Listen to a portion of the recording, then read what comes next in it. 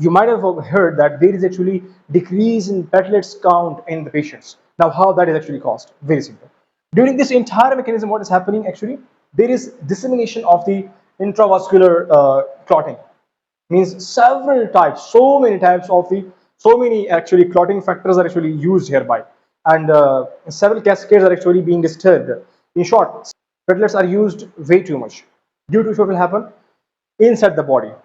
One here, one here, one here, one there. Means hundreds of clots will be formed inside the body. I'm just giving you an example.